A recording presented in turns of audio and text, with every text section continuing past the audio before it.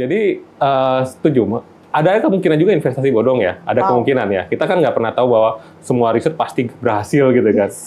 Tapi setidaknya kalau kita punya basicnya gitu ya. Itu yang saya share di buku ya. Basicnya, setidaknya kemungkinan gagalnya akan lebih sedikit kecil lah gitu. Dibandingkan sama kalau misalkan kita nggak punya modal sama sekali atau mungkin sedikit pengetahuannya. Nah, kebetulan dengan buku ini saya sharing tentang 20 tahun tadi Bapak udah bilang. 20 tahun experience gitu ya. Karena selama 20 tahun pun nggak semua riset yang saya lakukan berhasil. Yang dibutuhkan oleh orang naik pesawat itu adalah pindah tempat sebetulnya. Pindah tempatnya. Tapi pindah tempat itu nggak cuma naik pesawat kan? Betul. Ada bisa naik mobil, naik kereta, dan sebagainya. Nah, gimana caranya supaya pindah tempatnya? Mereka berpikir bahwa naik pesawat yang lebih pas. Mungkin dari waktu dan sebagainya. Tapi basic needs-nya itu dulu yang kita harus tahu. Basic needs-nya orang makan itu bukan enak. Enak itu parameter supaya orang bisa memilih mana yang dia suka, mana yang enggak. Basicnya makan itu apa? Bertahan hidup. Bertahan hidup. Iya. Gitu. Jadi jangan sampai kita berpikir bahwa enak itu yang paling penting. Bukan. Oke.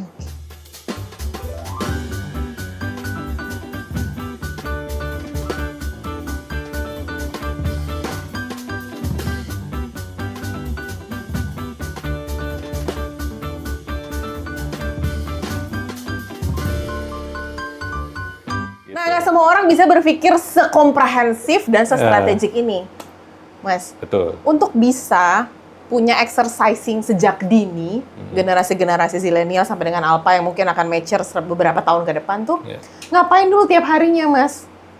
Aristo, baca data tiap hari, menganalisa situasi, social listening, sentiment analysis, you know what I mean? Iya. I'm doing it every day anyway. Oh iya, bagus. It's okay. It's good kan? Overthinking jadinya. Kemudian ada mental health issue sedikit. Iya. Lalu ke jump to conclusion, judgmental.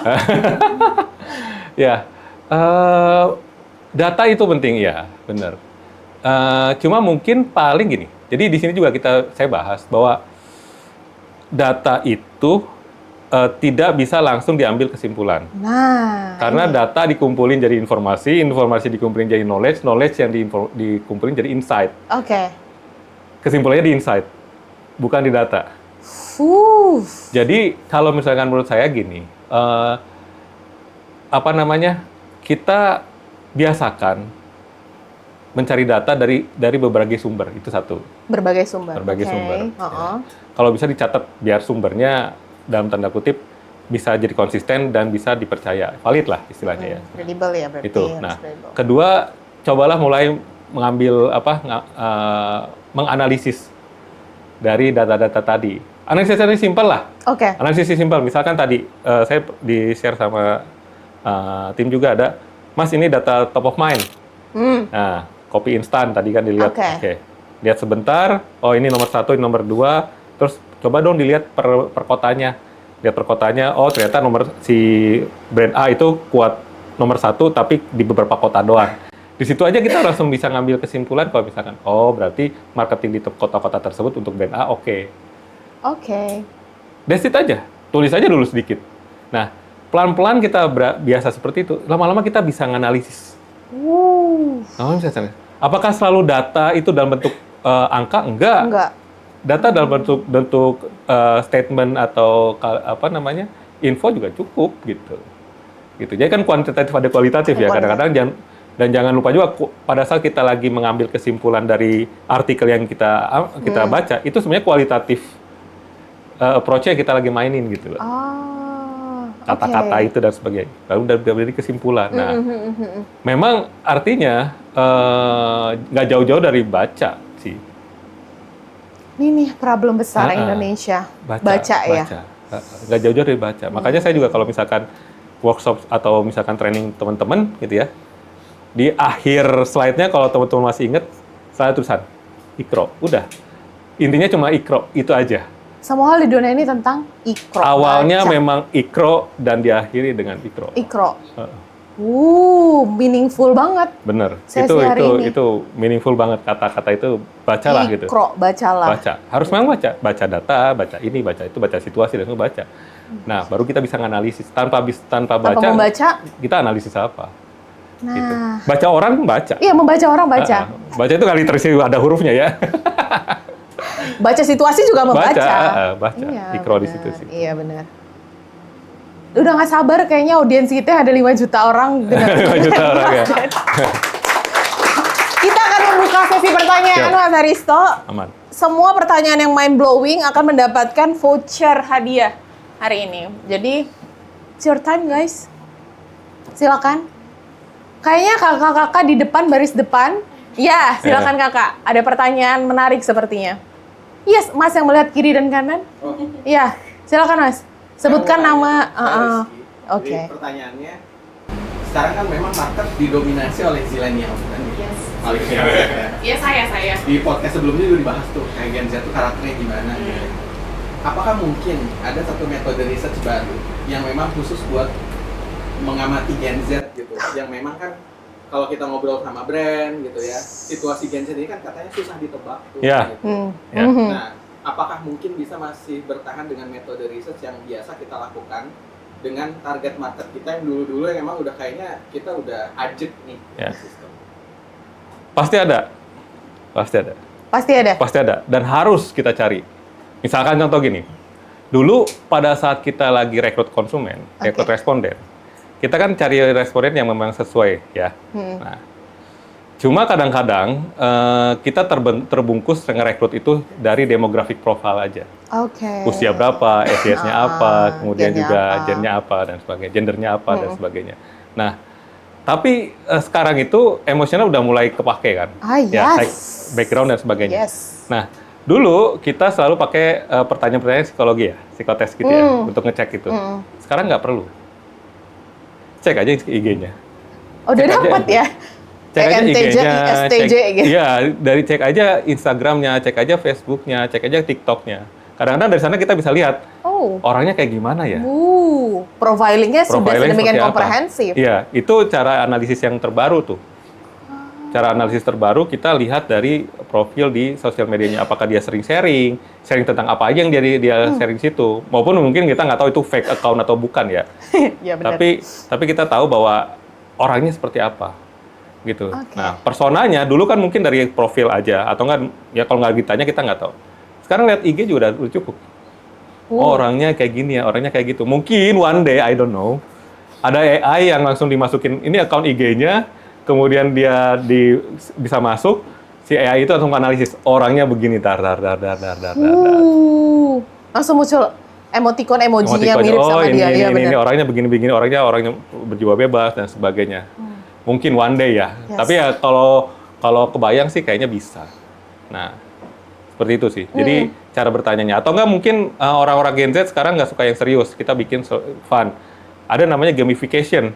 Sekarang bertanya tapi di game. Maksudnya kan dia lagi main Mobile Legends yang lagi free, tiba-tiba apa namanya? Ada pertanyaan. Itu nggak bias Mas, jadinya emosi aja dia. Shit. Ganggu gitu. Enggak ya? Ya, mungkin bias juga ya. Iya, jadi Cuma bias. saya lagi berpikir apalagi yang Iya. cara-cara yang memang nggak harus cara konvensional yang kita biasa lakukan dulu. Iya. Gitu. Udah nggak bisa, approachment-nya unik juga harus. Harus unik memang. Untuk mendapatkan data yang bagus, yang relevan, itu harus unik. Bahkan kadang-kadang waktu itu kita pernah bikin satu eksperimen ya. Kalau kita ditanya secara FGD biasa, itu mungkin hal-hal yang personal nggak keluar semua ya. Nah, hal-hal yang sensitif nggak keluar semua. Gitu. Akhirnya, gimana caranya supaya dia hal sensitif keluar? Kita cek, siapa yang bisa membuat orang terbuka? Sahabatnya kan? Atau Yes, temannya? bestie. Orang-orang yang di temannya. Deketin sahabatnya. Kita brief sahabatnya, lu ntar nanya ininya sama temen lu yang ini. Dia agentnya dong, Jadi kong agent. kali kong. Kong kali kong. Oke. Bisa. Ada lagi cara lain, misalnya etnografi. Kita pengen tahu observasi nih. Tadi Mbak Windu bilang, ini orang ngeliatin mulu observasi kayak mau apa gitu. Oh iya benar. Nah, siapa orang yang bisa ngelihat tanpa dicurigai? Misalnya gini, si ibunya lagi masak nih. Yang bisa melihat ibunya masak tanpa curiga siapa? Anaknya. Anaknya deketin. Nanti kalau ibu kamu masak, coba ya kamu rekam. dia pakai Wah, apa tidak aja. konsen. Berbahaya ini tidak konsen. Nah, gitu. itu membuka bahwa suatu lebih relevan. Memang nanti akan ada dalam tanda kutip ya kayak NDA-nya lah NDA-nya, gitu istilahnya, oke. karena ini hanya untuk kepentingan riset aja. Riset dan aja. dan di ujung pun si respondennya dikasih tahu. Misalkan awalnya dia nggak tahu kan, dia cerita semuanya, terus udah beres baru kasih tahu, Mbak tadi saya sebenarnya ngerekam. Nah, boleh ada sesuatu yang boleh ditutup, ada yang enggak, nanti dia yang privasinya boleh. Gitu. Jadi tapi awalnya dia terbuka, yang penting kita dapat dulu nih itunya Tricky. informasi yang kita. Nah itu hal-hal yang memang harus kreativitasnya dimainin sih. Oke. Makanya kalau di sini memang lebih lebih ke general dulu ya. Yang kayak tadi itu memang lebih spesifik cara ngambil datanya. Kita back to generation zillennials. yeah. Ternyata ada satu fenomena menarik saat ini Mas Aristo. Seri-seris di over the top aplikasi, you name it, Netflix, Viu, WeTV. Sudah ada yang menggambarkan bahwa bahkan emoji warna berbeda itu mengartikan specific emotion at certain levels. Itu berarti sudah sangat advance tuh. Iya. Jadi kayak akhirnya saya belajar. Waktu itu saya juga ngadain satu research anyway. Researchnya adalah tentang emoticon emotion.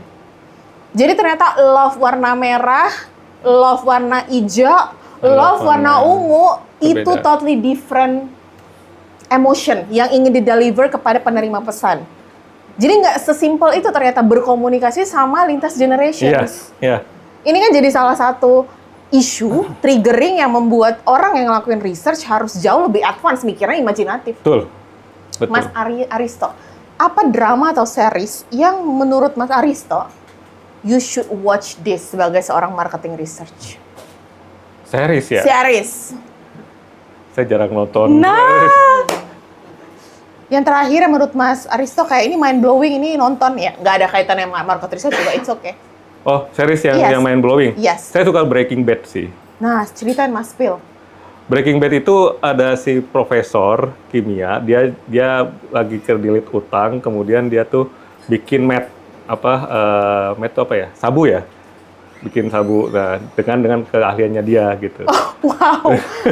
Wow. Terus kemudian dia bersembunyi di balik ke profesorannya itu selama bertahun-tahun gitu. Nah itu saya suka sih karena ya banyak intrik-intrik yang main di situ sih. Nah.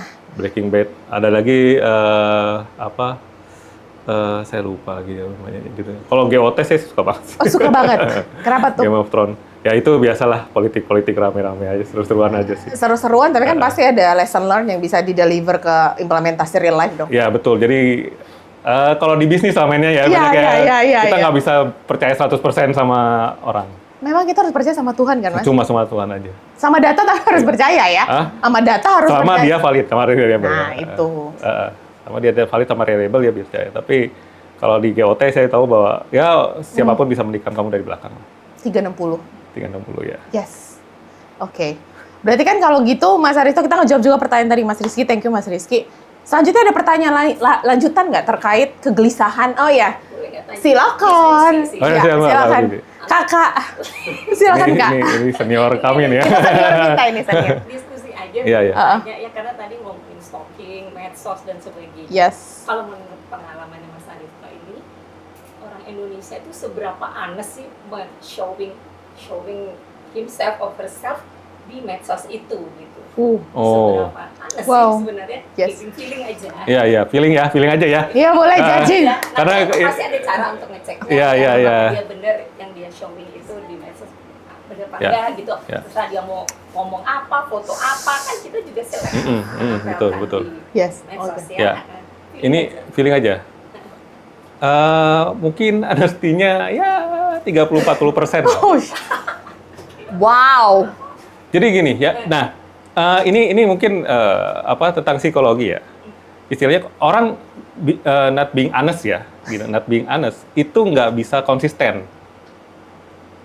Pasti akan ada celah-celahnya ya. Ada celahnya, dia nggak apa adanya gitu istilahnya. Topengnya kelepas. Topengnya lepas gitu. Makanya kan kalau misalkan kita pengen kenal sama seseorang, ajaklah mereka bepergian gitu.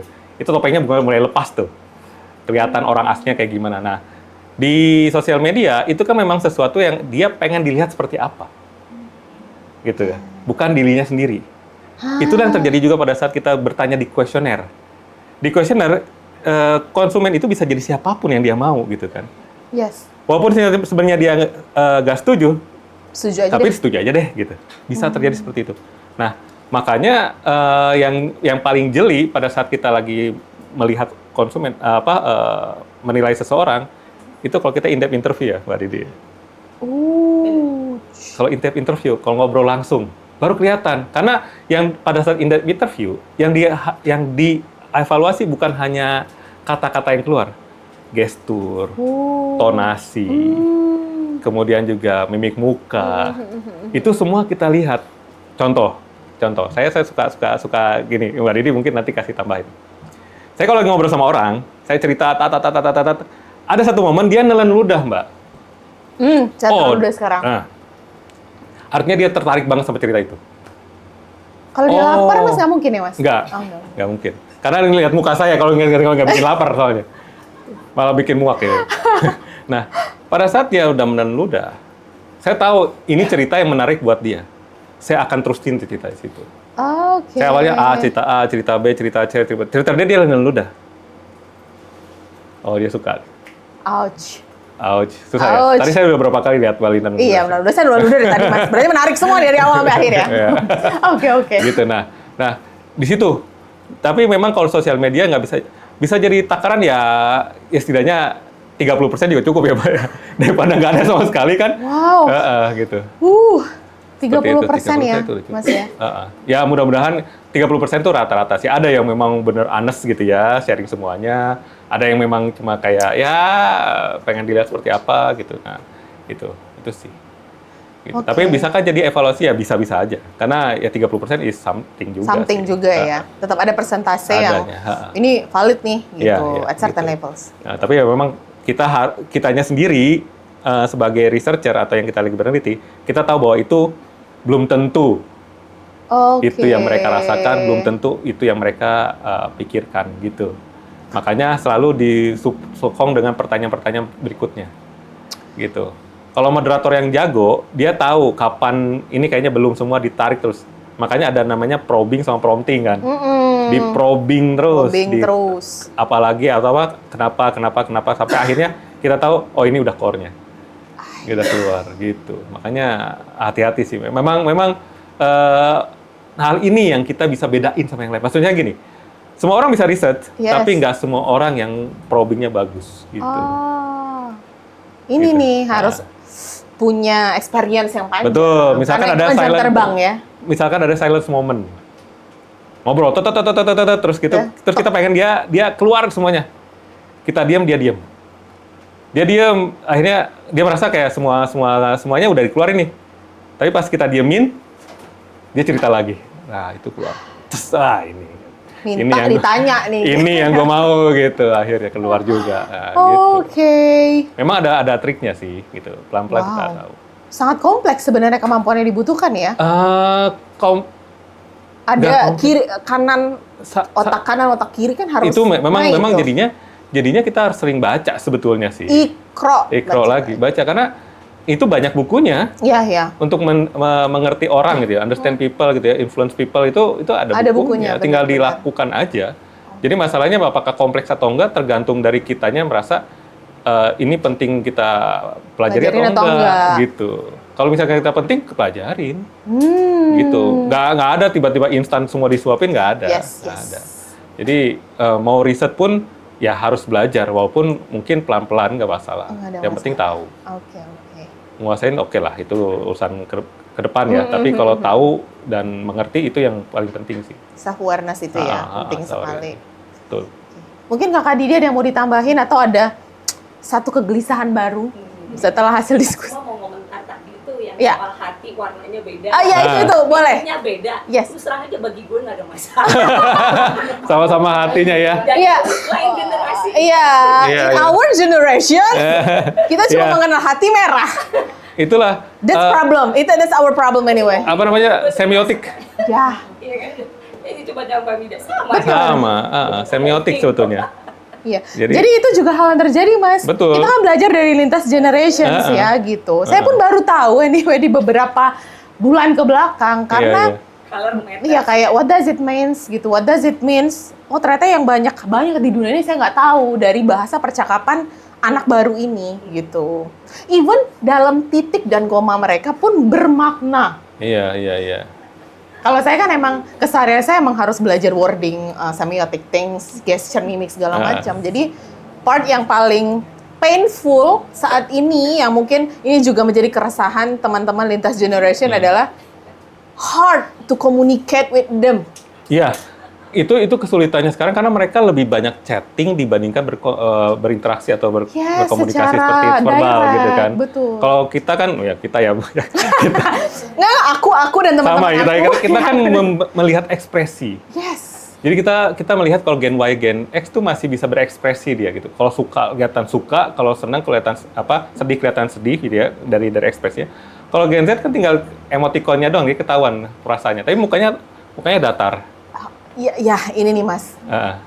Mungkin next saya mau kasih itu, ide nih. Tapi itu kayaknya bukan dari itu ya. Ya maksudnya kayaknya nih butuh capturean visioner untuk seluruh orang praktisi bisnis di muka bumi ini untuk menyadari bahwa kita harus bersiap menghadapi gebrakan new communication era. Iya. Untuk generation ini. Karena sama mereka pun kalau kita too much ask questions pun itu menjadi depresi buat mereka. Betul. Saya pun secara struggling untuk komunikasi sama level tim di company gitu ya. Ngomong sama generasi zillennials, itu butuh trik yang luar biasa. Melihat mood mereka, masuk nggak konten saya nih? Gitu. Jadi menurut Mas Haristo, apa yang harus kita lakukan sebagai generasi yang lebih senior, kemudian middle, untuk bersiap dalam menghadapi era baru dalam komunikasi cara baru? Kalau di company saya prefer hire manager ya. Sudah kayak karena kalau misalkan tiba-tiba harus ngerti banget gitu ya, itu kayaknya selalu akan ada gap, selalu akan ada. Jadi jangan dipaksain gitu istilahnya. Walaupun harus kita mengerti ya, karena kan anak-anak juga banyak kan gadget juga. Nah, yang kedua memang data sih. Harus lihat behavior-nya, behavior mereka. Jadi kita tanya aja sama mereka. Walaupun mungkin ngasal-ngasalan dan sebagainya, ya at least kita ngelihat oh ini orang ngasal-ngasalan, oh ini orang nggak serius dan sebagainya. Seperti itu sih. Bahkan kita tuh sering banget mendapatkan situasi di mana nggak 100% data kita bisa pakai. Misalkan ada 1.000 responden itu, nggak 1.000-1.000-nya kita datanya bisa pakai. Berapa kira-kira? Kadang-kadang bisa 800 doang, kadang-kadang cuma 700 doang. Karena mungkin yang 300 kelihatan ngasal. 200 kelihatan mungkin nggak sesuai. Dia pura-pura. Dia being someone else gitu. Dan itu terjadi, Mbak. Being someone else? Gimana nge-trackingnya, Mas? Contoh. Kita waktu itu mencari ownernya Pajero Sport. Oke. Ya, ownernya Pajero Sport. Gitu. Nah, saya udah dari awal takut nih. Karena nyari konsumen Pajero Sport itu nggak gampang. Bukan nyari orangnya ya. Iya, tapi yang punya. Yang bukan cari orang yang punya, itu banyak. Yang mau diwawancara. Iya sih. Iya kan? Apalagi ntar gift-nya terima kasih. Iya, terima kasih gitu ya. Dikasih 100.000 mana mau mereka. Apaan cuma 100.000 gitu kan istilahnya. Mereka mau diwawancara itu sulit. Gitu kan. Jadi dapat 100 pun itu udah luar biasa lah. Nah, makanya saya takut orang yang bertanya di lapangan itu dia bertanya bukan orang Pajero Sport-nya. Gitu. Misalkan takutnya supirnya. Takutnya anaknya, atau takutnya orang lain yang sebetulnya bukan Pajero Sport users gitu. Makanya kita masukin beberapa produk knowledge ke sana. Produk knowledge masukin ke sana. Salah satunya adalah bahan bakarnya apa? Bahan bakar apakah dari mobil yang Anda gunakan, gitu kan? Nah, Pajero Sport itu solar pasti. Semua orang owner tahu. Dilalah 30% bayar bensin. Jawab bensin. Kira-kira menurut Mbak Minda apa tuh? Artinya? Ya, saya mengapresiasi percobaan penipuan ini. Gitu, ya. Jadi kita sendiri harus lebih pinter. Nah, si Jadi pada saat, apalagi kita, kalau misalkan kita dapat satu project ya, riset nih ya, tiba-tiba kita kan si industrinya bisa macam-macam, produknya bisa macam-macam. Kadang kita ngerjain beverages biasa gitu ya, tiba-tiba kemarin dapat vitamin kucing. Gitu. What? Kan lama-lama kemarin pemecah batu, waduh jauh-jauh. Nah, sebelum kita running project-nya, kita harus lebih pintar dibandingin respondennya. Coba bayangin aja. Responden itu knowledge, kita hire responden kan orang-orang yang konsumen atau users ya. Dia pasti tahu produknya. Nah, kita gimana caranya ngobrol sama konsumen, nggak kelihatan bahwa kita tuh nggak tahu apa-apa tentang produknya. Berarti di awal preparation kita harus benar-benar gali terus tuh. Belinya di mana, harganya berapa, dan sebagainya. Itu skenario riset kita yang saya tadi bilang. Itu penting banget gitu. Harus tahu. Ada nggak Mas, satu project yang kayak saya paling tidak ingin mengerjakan project ini tapi saya harus lakukan? Ada, tapi saya nggak mau spill ya. Nanti nggak datang lagi kliennya. Oke, spill-nya part kenapa nggak pengen gitu? Konteksnya di situ aja. Konteksnya Preferensi pribadi Kak? iya, preferensi pribadi sih. Memang ada beberapa prinsip-prinsip yang mungkin bertentangan dengan itu. Dengan produknya? Dengan produknya, gitu aja sih. Oke. Tapi tetap harus dilakukan? Ya, karena memang mata pencaharian ya, mau gimana. Biasnya gimana cara manage itu? Nah, ini. Justru karena nggak pakai, jadi nggak bias. Oh, berarti jadinya fair? Lebih netral. Beda kalau orang yang pakai. Nah, itu juga yang membuat kalau misalkan riset dilakukan secara internal di corporate ya. Ya. Itu biasnya tinggi. Kenapa? Karena dia dievaluasi oleh konsumen. Nah, pada saat evaluasinya nggak bagus, nah, timbul problem. Gua ngomong ya, nggak ke bos ya gitu. Karena evaluasi KPI dia ada di sana. Apalagi kalau misalkan itu krusial banget. Performance. Makanya kadang-kadang kalau misalkan internal research itu harus dijaga supaya netral, supaya objektif gitu, nggak bias. Gitu. Justru orang yang menggunakan dari riset itu yang mungkin bias. Misalkan kita suka satu produk nih, ya minuman gitu. Saya suka banget nih pas lagi di riset minumannya kalah dibandingkan sama produk yang lain gitu kan. Terus kadang-kadang, loh kok bisa kalah sih? Kan ini enak ya gitu. Nah itu dalam tanda kutip bisa bias. Justru kalau kita nggak pakai itu lebih nggak bias, lebih netral lah. Lebih netral, malah lebih banyak unique findings ya. Karena kita nggak bisa, nggak ada judgement ke salah satu. Nggak ada kepentingan di situ. Kalau banyak kepentingan ada nggak sih Mas gini, spill titipan. Tolong dong hasil risetnya bagus ya. Gimana caranya? Datanya pokoknya bagus deh. Ada nggak yang kayak gitu? Ada lah. Apa yang harus dilakukan? Cuma saya selalu bilang gini ya. Paling saya share dulu yang aslinya, hasil aslinya. Baru saya make over habis itu? Silahkan mau di over. Karena apa? Karena aslinya itu memang ya dia wajah dari marketnya gitu. Kamu tahu dulu. Tapi pada saat nanti kamu ngomong sama sama manajemen, di make over silakan, atau diambil yang bagus-bagusnya dipilah-pilah silakan. Itu sebetulnya udah bukan lagi ranah kita, tapi masalahnya adalah mau kayak gitu, sama kayak kita lagi kita lagi di medical check, mau kita bilang yang bagus-bagus aja yang dikasih tahu ya, yang jelek-jelek jangan gitu, liver gua jangan gitu, kolesterol lagi tinggi nggak usah dikasih tahu ya, dan sebagainya. Tapi kan that's not the objective of medical check up kan. Justru kita mencari yang jeleknya apa, yang bagus sih sebenarnya nggak ada masalah. Justru kita nyari masalah dengan medical check. Riset itu kita sebenarnya mencari masalah dan menyelesaikan masalah dengan baik. Yang penting kita selesaikan masalahnya. Jangan menghindari masalah. Atau malah menutupi, make over ya silakan. Tapi apakah tiap kali kita buka data dan sebagainya kita harus make up terus? Kan nggak bisa. Enggak. Gitu. Itu di situ mainnya. Jadi kalau misalkan Pak Mas bagus ya, tolong dibikin bagus. Saya kasih data yang aslinya dulu ya. Nanti kalau kamu mau ganti, mau itu silakan. Karena kita jadi tahu kan, ya lu mau sehat atau enggak sih sebetulnya. Gitu. MCU sebagai general check up aja atau beneran jadi selesaiin masalah utama. Betul. Kadang-kadang kan soalnya di perusahaan mereka punya visi dan misi masing-masing ya. Yes. Dan once the market doesn't inline with their vision, that's it's something gitu loh. Jadi kadang-kadang kita juga ngerti Misalkan gini, ada satu produk, dia state dari awal, Mas, saya nggak mau jualan di GT. Tapi 70% orang belinya di GT. Di GT. How? How then? Gimana, Mbak? Wah, kalau saya akui kesalahan saya. Mengapa saya Coba, nggak di how GT? to in the market then? Saya juga bingung kan? Iya. How to in the market, saya agak sulit. Tapi how to in the MT, non-GT, mungkin saya bisa. Gitu. Itu Gitu banyak sih. terjadi sih, Mas Mas, Aristo. Banyak terjadi. Jadi, Banyak terjadi. karena kalau masalah ke GT, saya nggak sesuai dengan visi dan misi saya, ya it's fine. Ya, it's It's your okay. call gitu. It's all. Nah, berarti kan ini kita udah dapat ya root Nah. cause bahwa akhirnya kenapa riset tuh jadi nggak powerful, balik lagi ke sini. Iya.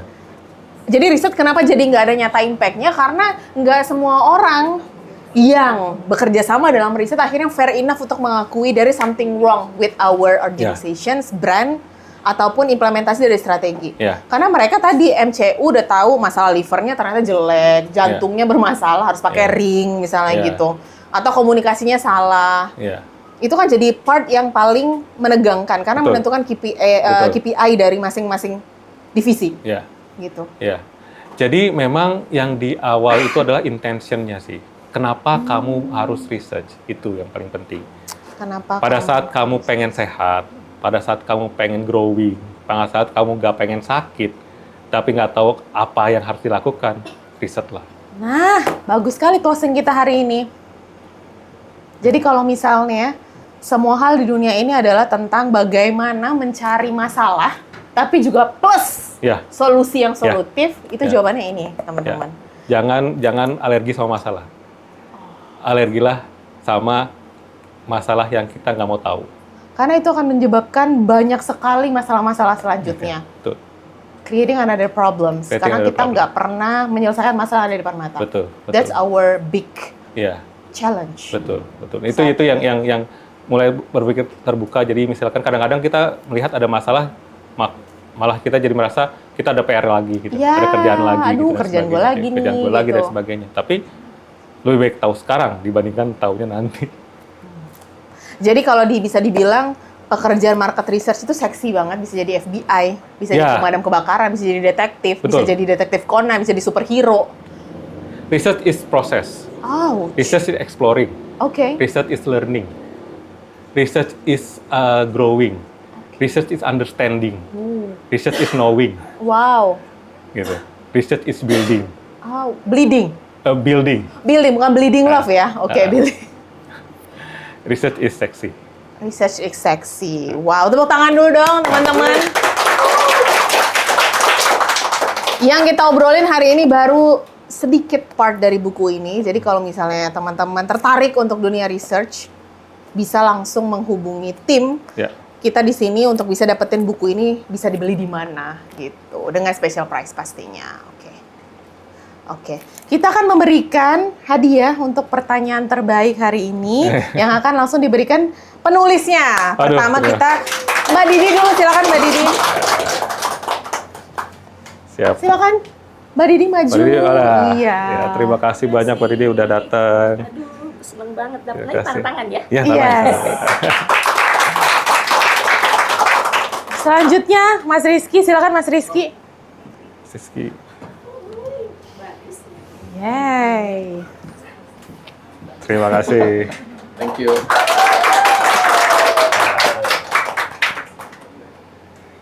Oke. Copywriternya siapa nih? Oh, copywriternya.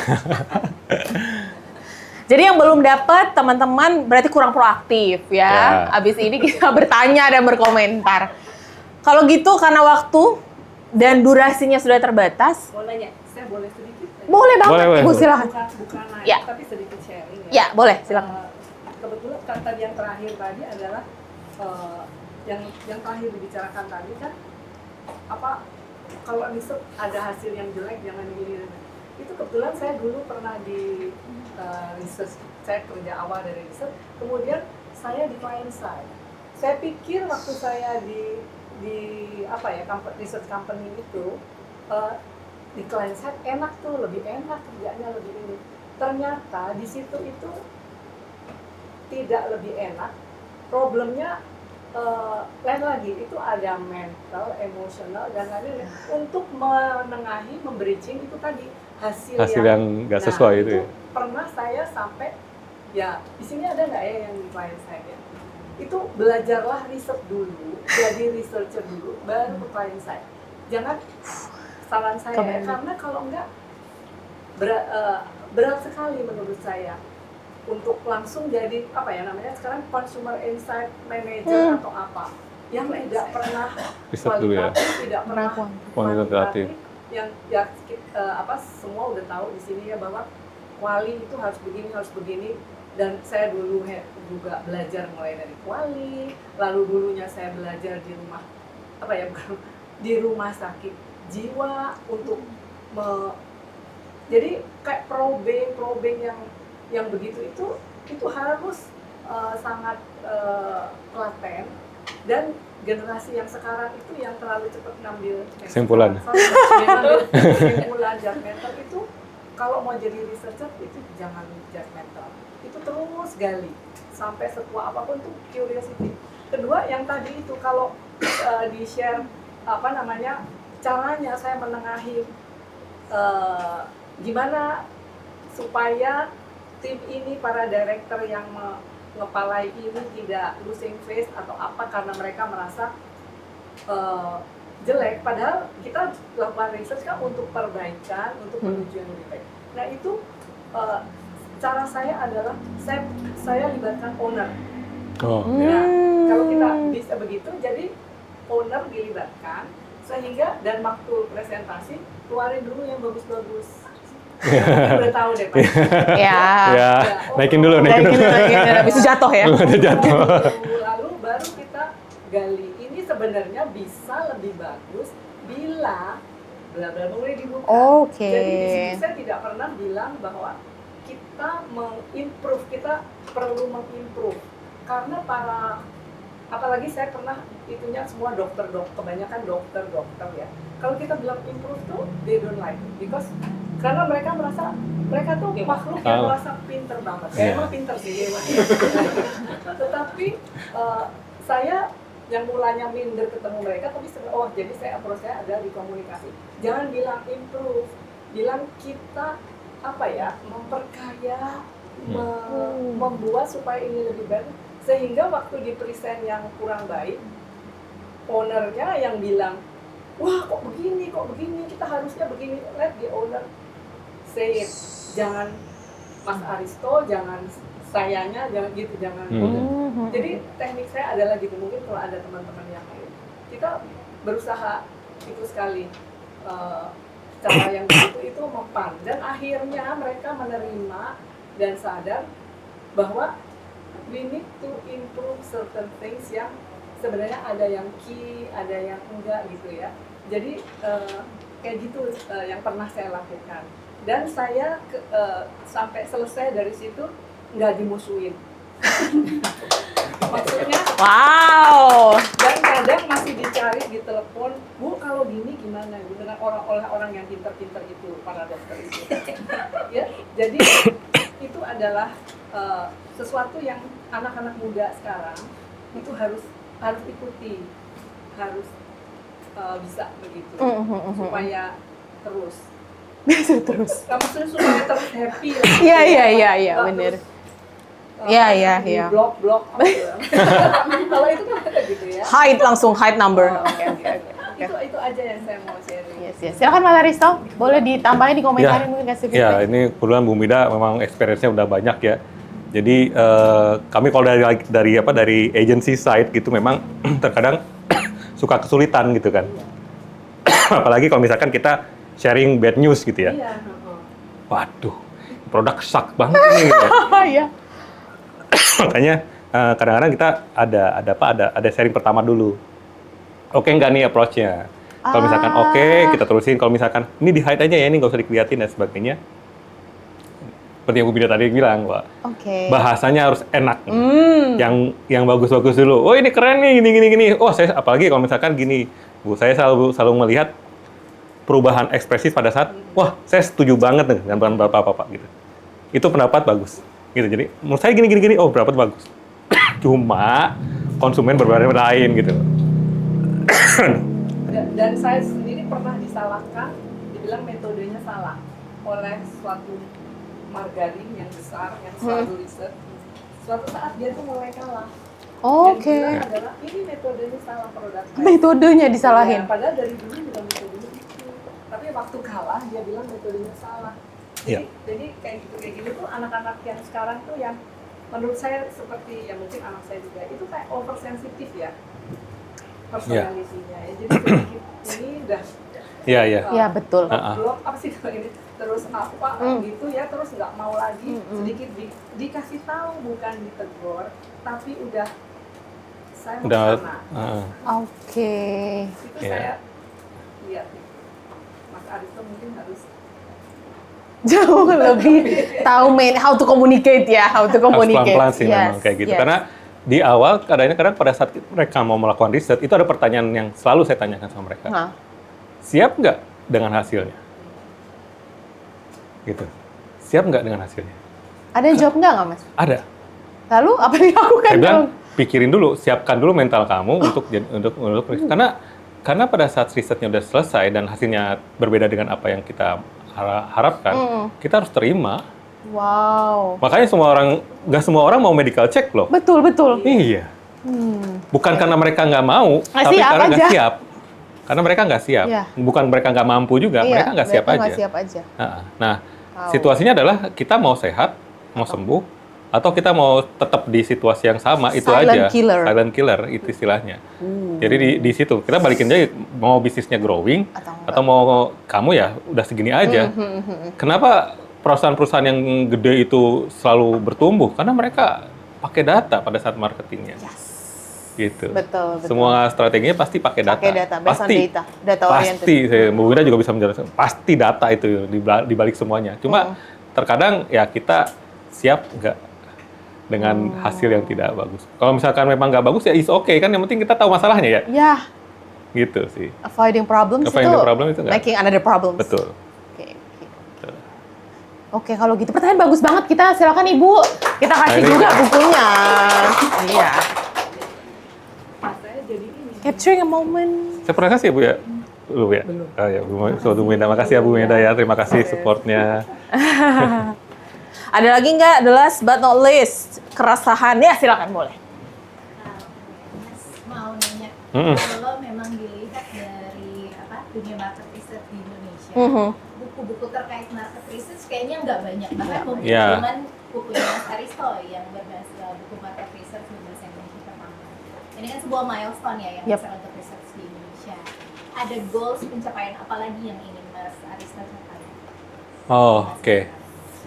Jadi ya setuju sih, karena memang selama ini referensi buku kami kebanyakan dari luar.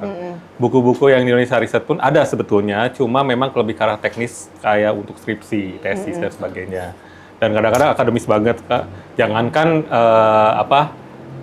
orang yang nggak pernah riset ya. Saya aja kadang-kadang suka nyanyi sendiri, ini maksudnya apa ya gitu pelan-pelan gitu. Karena bahasanya bahasa dalam tanda kutip agak ke jurnal gitu.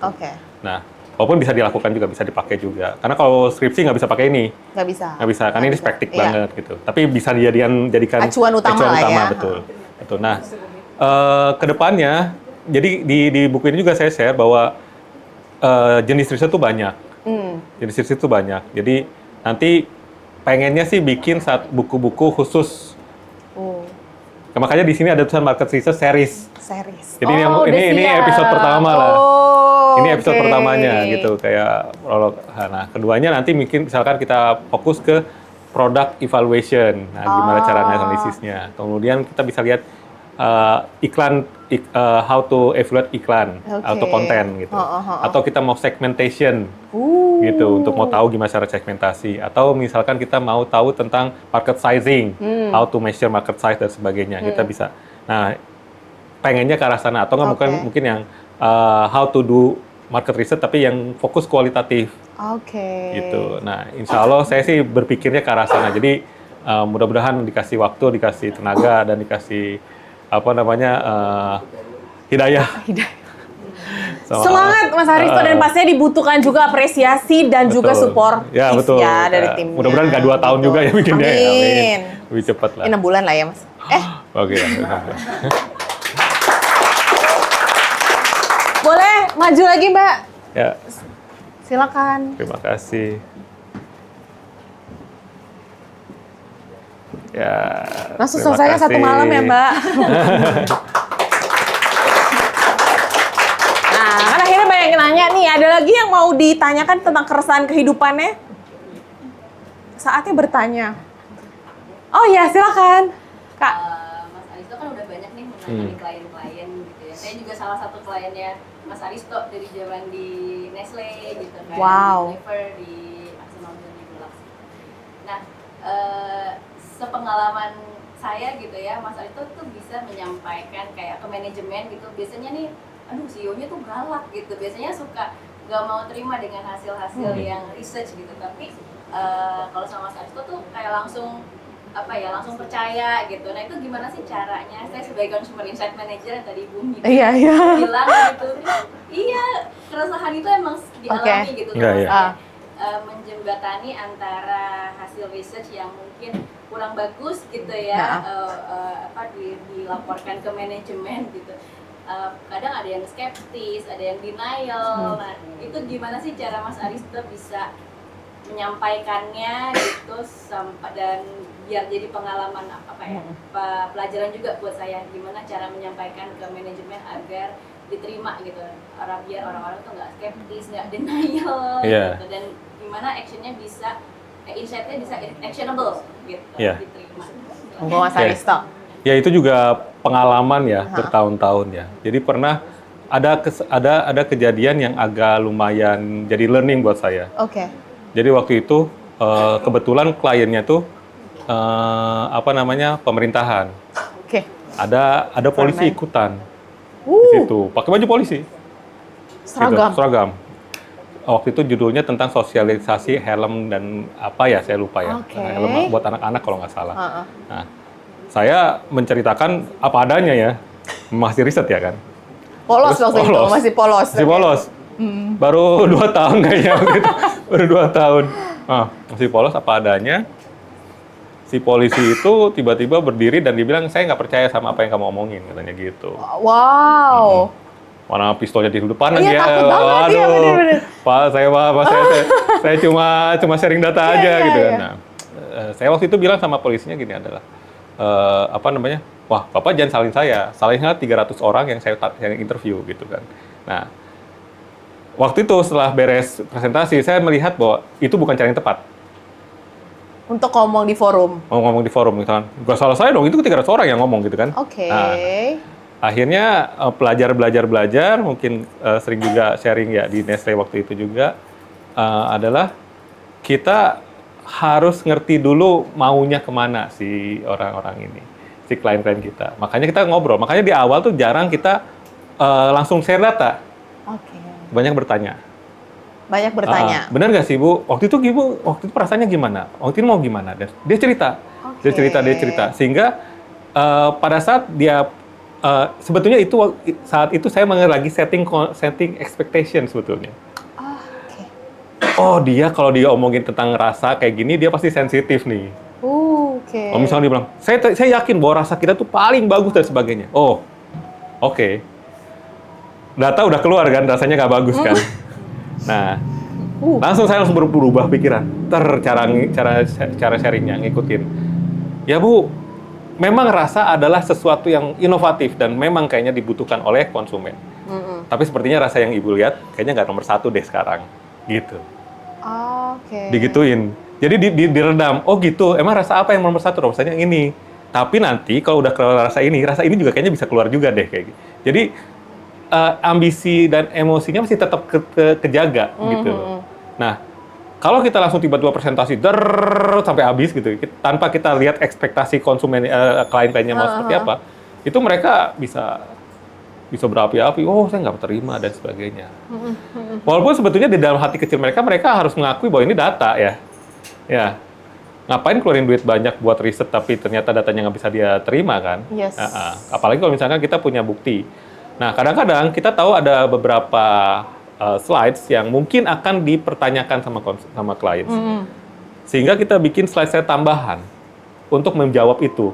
Contoh, misalkan kita tambahkan rekaman dari interviewnya. Ini Bu rekamannya, monggo didengar sendiri. Gitu. Jadi sehingga mereka tuh tahu bahwa ini tuh memang konsumen yang ngomong. Akan lebih baik memang kalau si kliennya dengar sendiri ya. Kadang-kadang makanya kita suka ngajak witness ya, ngajak invite witness. Apalagi kalau FGD mereka dengar sendiri, enaknya kayak gitu. Tapi kalau orang-orang yang nggak dengar sendiri, kadang-kadang kita bikin rekamanannya atau kita bikin videonya bahwa memang ini yang terjadi. Jadi ada data-data pendukung buat menguatkan di sana. Gitu. Ada pernah waktu itu di Nestle juga, produknya ya ini harus mati produk itu. Ini harus dibunuh produknya. Udah nggak relevan. Nggak relevan lagi. Udah jadi apa ya? Udah blood sucking lah gitu, ke merekanya. Kita udah tahu gitu. Ini nggak mungkin lu terusin gitu. Naiknya 0,1%, turun 0,1%, naik lagi 0,1%, turun lagi 0,2% gitu kan. Dan tiap bulan seperti itu. Kita langsung liatin aja nih kayak gini. Tapi kita liatin juga impact-nya. Kalau kamu terusin seperti ini, kalau kamu nggak terusin seperti ini. Lama-lama mereka, iya deh kayaknya kita harus suntik mati ini produk. Gitu. Jadi memang harus kitanya sendiri pada saat kita punya data, punya ini. Saya suka share sama tim adalah don't be too naif lah. Jangan semua data lu makan gitu istilahnya. Yes. Ya kan? Benar. Karena konsumen ngomong kita langsung ambil, tar dulu. Tar dulu. Ini kemana nih arahnya? Kita ngertiin konsumen kenapa, bukan ngertiin konsumen, kita ngertiin responden. Kenapa dia jawab itu gitu dah. Nah, kita coba pelintirin supaya lebih masuk ke ke strategi kita. Gitu. Nah, itu juga kita lakukan untuk si klien. Gitu. Kita ngertiin dulu mereka. Jadi bahkan kalau misalkan flow atau bahasa berubah dalam sekian detik di presentasi bisa-bisa aja. Terus, aduh, nggak bisa nih kayak gini, langsung mikir. Ya itu. Ya? Tapi kalau misalkan dilakukan bareng-bareng, teman-teman tuh biasanya kita setting the context lah, ngobrol dulu sama kliennya lah. Jangan buat ini enak dulu. Gitu. Kalau misalkan presentasi tuh suka nanya ini siapa aja yang datang, sini siapa posisinya, ini gini, yang mana orangnya, yang ini. Oke. Karena itu teknik presentasi ya. Yes. Nanti kita bisa lihat berapa persen fokusnya ke orang yang decision makers-nya, berapa persen ke sini dan sebagainya. Itu memang udah ada caranya gitu. Jadi bukan hanya cara penyampaiannya, tapi memang teknis presentasinya. Profiling audience, kepentingannya audience, apa? Yang mana siapa nih, yang paling menentukan siapa nih. Jadi liatin, asal dia udah ngangguk-ngangguk, tenang gitu kan. Iya. Lanjut ya, gitu. Habis ini sama agensi ini. Itu key point-nya ya, Mas? Sebetulnya. Gitu. Jadi memang komprehensif sih, nggak cuma satu hal doang. Oke. Gitu. Saya boleh nambahin? Boleh, silakan Ibu. Benar nggak sih, kalau saya punya pengalaman bahwa tadi klien diajak witness kualitatif misalnya, itu ada 6 grup ya, misalnya dia cuma nonton 2. Iya. Nanti yang dia, kadang-kadang dia tuh dengerin, dia juga harus diajarin listening yang benar, sama mencerna. Dia apa yang di situ dia catat dan itu dia ingat-ingat terus sehingga dalam presentasi atau apa itu ditanya kayak dianggap setengah kesimpulan. Iya. Pernah nggak? Iya, sering itu. Sering. Cuma lihat 2. Sering banget kayak gitu. Ya, gitu. Ada banyak kayak gitu. Karena memang kesulitannya di kualitatif itu adalah kalau misalkan si kliennya ada bisa jadi kelebihan, bisa jadi kekurangan sih, Bu. Iya. Kelebihannya sebetulnya presentasi jadi konfirmasi aja. Karena kan udah lihat semua ya di grup kan semua ada situ. Tapi kalau misalkan tadi kayak Bu Winda cuma lihat setengah atau malah dia cuma satu loh gitu kan. Nah, itu yang harus kita hati-hati sih. Hati-hati. Makanya juga si presenter atau yang bikin report itu harus jeli. Ini decision maker-nya cuma lihat 2 kali. Dia lihatnya yang mana gitu. Jadi pada saat kita present, kita cerita bahwa ada jawaban lain selain yang dia lihat itu, kita tekankan bahwa ya Pak, di grup lain ternyata keluar, baru kita keluarin potongan-potongannya gitu. Untuk meyakinkan aja. Tapi memang kalau dengan pendekatan enak, kayaknya enak juga sih, mereka bisa terbuka. Cuma itu kerasa banget. Makanya ada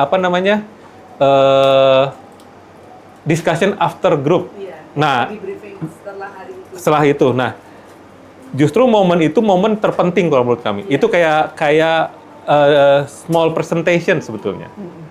Small reporting di situ. Kadang-kadang saya suka minta sama tim tuh kalau lagi diskusi setelah grup rekam. Karena itu yang dia harapkan ada di presentasi. Oke. Karena itu yang dia dapat kan. Jadi menurut Bapak gimana? Oh, menurut saya itu begini-begini, berarti orang-orang begini-begini. Rekam tuh. Karena dia berharap omongan dia itu yang akan ada di report nanti. Gitu. Jadi ada tekniknya sih. Walaupun sebenarnya belum tentu dia analisis yang paling utama ya. Yang penting dia tahu bahwa yang saya dengar sama apa yang di report tuh sama. Yes. Gitu. Jadi teknik-teknik kayak gitu tetap harus ada ya. Ada. Oke. Teknis sih. Semuanya adalah tentang ikro berarti teman-teman ya, membaca orang, membaca situasi, membaca kepentingan, membaca direction, membaca apapun yang ada saat itu gitu. Dan membaca diri penting. Baca diri penting. Yes. Itu penting ya teman-teman. Jadi satu, kadang-kadang kita nggak mau riset diri sendiri. yes, betul. Padahal ada self monitoring kan sekarang. Ada. Itu yang saya juga bilang. Iya, sesimpel melihat step kita kurang nggak tiap hari. Iya, riset. Kebanyakan rebahan misalnya gitu. Riset diri sendiri itu artinya itu introspeksi. Yes, introspeksi dan muhasabah diri. Muhasabah, betul.